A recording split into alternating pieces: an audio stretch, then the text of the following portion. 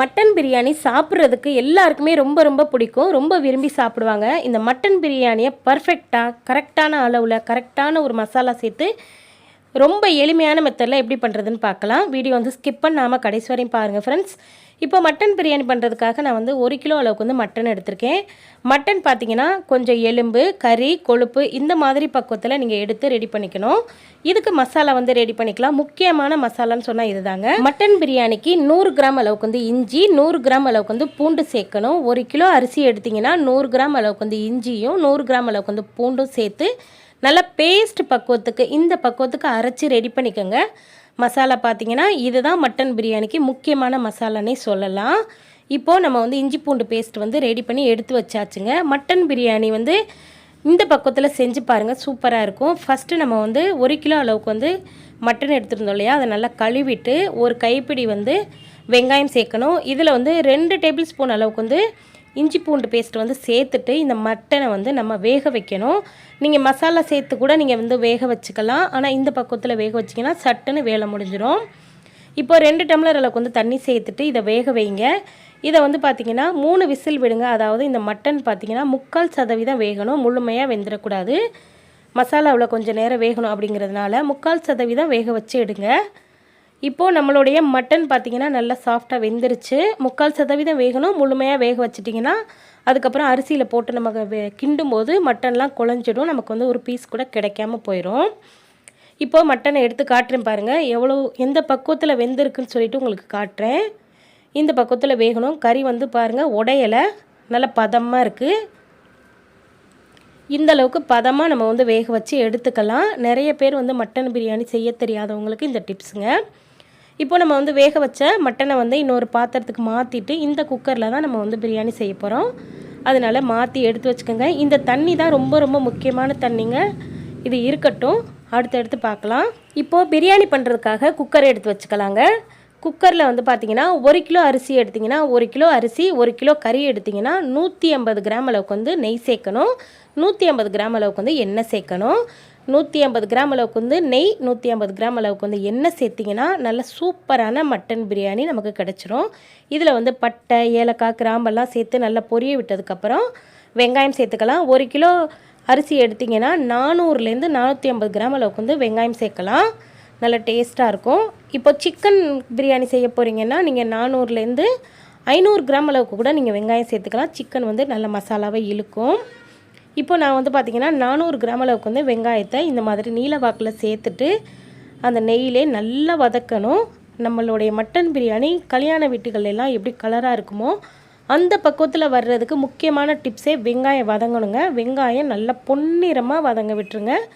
வெங்காயத்தை கருக விட்டுற வேண்டாம். வெங்காயம் நல்லா பொன்னிறமாக கலர் மாறினதுக்கப்புறம் தக்காளி சேர்க்கணும். நான் வந்து பார்த்திங்கன்னா சிக்கன் பிரியாணிக்கு 500 கிராம் அளவுக்கு கூட தக்காளி சேர்க்கலாம். ஆனால் மட்டன் பிரியாணிக்கு 300 கிராம் அளவுக்கு வந்து தக்காளி சேருங்க, டேஸ்ட் கரெக்டாக இருக்கும். இப்போ 300 கிராம் அளவுக்கு வந்து தக்காளியை நீலவாக்கில் கட் பண்ணிவிட்டு சேர்த்தாச்சுங்க. இப்போது இது போல் நல்லா வதக்கி விட்டுக்கலாம். தக்காளி சேர்த்ததுக்கப்புறம் தான் இஞ்சி பூண்டு பேஸ்ட் வந்து சேர்க்கணும். வெங்காயம் கூட நீங்கள் இஞ்சி பூண்டு பேஸ்ட்டு சேர்த்துட்டிங்கன்னா டக்குன்னு போய் அடி பிடிச்சிக்கிறோம். இப்போ 100 கிராம் அளவுக்கு வந்து இஞ்சியும் 100 கிராம் அளவுக்கு வந்து பூண்டையும் சேர்த்துருந்தோம் இல்லையா, அதை வந்து சேர்த்துக்கலாம். 2 டேபிள் ஸ்பூன் அளவுக்கு வந்து கறியில் வேக வச்சோம். மிச்ச பூண்டு பேஸ்ட்டை வந்து இதில் சேர்த்துக்கலாம். நல்லா பூண்டு பேஸ்ட்டு சேர்த்துட்டு நல்லா பச்சை வாடை போகிற வரையும் நல்லா சிம்மில் வச்சு வதக்கி விட்டுருங்க.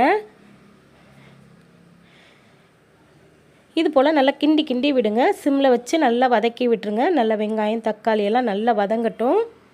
இது போல் நம்ம வந்து பக்கத்துலேயே நின்று கிண்டி விட்டுக்கிட்டே இருக்கணும். இதில் வந்து நம்ம பார்த்திங்கன்னா புதினா மல்லித்தலை வந்து சேர்க்கலாம். சின்ன கட்டு புதினாவும் சின்ன கட்டு மல்லித்தலையும், அதாவது நீங்கள் கையில் பிடிச்சி பார்த்தீங்கன்னா நல்ல ஒரு பெரிய கைப்பிடி அளவுக்கு வந்து புதினா, ஒரு பெரிய கைப்பிடி அளவுக்கு வந்து 1.5 கைப்பிடி அளவுக்கு வந்து மல்லித்தலை சேர்க்கலாம். ஒரு கைப்பிடி அளவுக்கு வந்து நீங்கள் புதினா எடுத்திங்கன்னா 1.5 கைப்பிடி அளவுக்கு வந்து மல்லித்தலை சேருங்க. புதினா வந்து அதிகமாக சேர்த்துற வேண்டாம். இது பிரியாணியே செய்ய தெரியாதவங்களுக்காக இந்த டிப்ஸுங்க. கண்டிப்பாக வீடியோ வந்து ஸ்கிப் பண்ணாமல் பார்த்தீங்கன்னா நல்ல சூப்பரான ஒரு மட்டன் பிரியாணி நீங்களும் சாப்பிட்லாம். சிக்கன் பிரியாணிக்கு மசாலா கொஞ்சம் மாறுபடும். சிக்கன் பிரியாணி வந்து பார்த்திங்கன்னா மசாலாவை அதிகமாக இழுக்கும். இப்போது நம்ம வந்து வேக வச்ச மட்டனை வந்து தனியாக எடுத்துக்கிட்டு வந்துட்டோம். தண்ணியிலேருந்து கொஞ்சம் கூட தண்ணி இல்லாமல் வடித்து எடுத்துக்கிட்டு வந்துட்டோம். அந்த தண்ணி இருக்கட்டும், நான் அடுத்தடுத்து உங்களுக்கு சொல்கிறேன். இது கூடவே நம்ம 1 டேபிள் ஸ்பூன் அளவுக்கு வந்து உப்பு போட்டுக்கலாம். 1 டேபிள் ஸ்பூன் அளவுக்கு வந்து பிரியாணி மசாலா வந்து சேர்த்துக்கங்க. இந்த பிரியாணி மசாலாவுடைய வீடியோ நம்ம சேனலில் இருக்குங்க. இந்த பிரியாணி மசாலா போட்டாலே போதும், வேறு எந்த மசாலாவுமே நீங்கள் வந்து சேர்க்க வேண்டாம். இப்போ 1 டேபிள் ஸ்பூன் அளவுக்கு வந்து பிரியாணி மசாலா, 1/2 டீஸ்பூன் அளவுக்கு வந்து மல்லிப்பொடி சேர்த்துக்கலாம். டேஸ்ட்டு நல்லாயிருக்கும். இப்போ மசாலாவை சேர்த்துட்டு நல்லா கிண்டி விட்டுருங்க. இதில் வந்து பார்த்திங்கன்னா 200 மில்லி அளவுக்கு வந்து தயிர் சேர்க்கணும். 200 மில்லி தயிர் சேருங்க, கரெக்டாக இருக்கும் டேஸ்ட்டு. அதிகமான புளிப்பும் இல்லாமல் கரெக்டான ஒரு டேஸ்ட்டில் இருக்குங்க. 200 மில்லி அளவுக்கு வந்து நல்லா திக்கான தயிர், ரொம்பவும் புளிச்ச தயிர் சேர்க்க வேண்டாம். கரெக்டான ஒரு புளிப்பில் வந்து தயிர் சேர்த்துட்டு இதை கிண்டி விடுங்க. மட்டனில் உள்ள தண்ணியெல்லாம் பாருங்கள் நல்லா வெளி வந்து இந்த பக்குவத்தில் இருக்குது. இதில் தயிர் வந்து பார்த்திங்கன்னா 200 மில்லி அளவுக்கு வந்து தயிர் சேர்த்துருந்தோம்ல, இந்த அளவுக்கு தண்ணி நிற்கிது. இப்போ மட்டனை வேக வச்ச தண்ணியை மட்டன்லேருந்து வடிச்சிட்டு இதை வந்து சேர்த்துக்கலாம். ஆல்ரெடி நம்ம வந்து மசாலாவுலையும் தண்ணி இருக்குது. மட்டனில் வேக வச்ச தண்ணியும் பார்த்திங்கன்னா 1 உலக்குக்கு 2 உலக்கு வீதம் கணக்கு பண்ணி ஊற்றுங்க. அந்த மட்டன் வேக வச்ச தண்ணி, இதை மசாலாவில் இருக்க தண்ணி எல்லாத்தையும் கணக்கு பண்ணி 1க்கு 2 அளவுக்கு நீங்கள் தண்ணி ஊற்றணும். இப்போ இதில் வந்து பார்த்திங்கன்னா 1 லெமனை வந்து பிழிஞ்சிட்டு சேர்த்துருக்கேன்.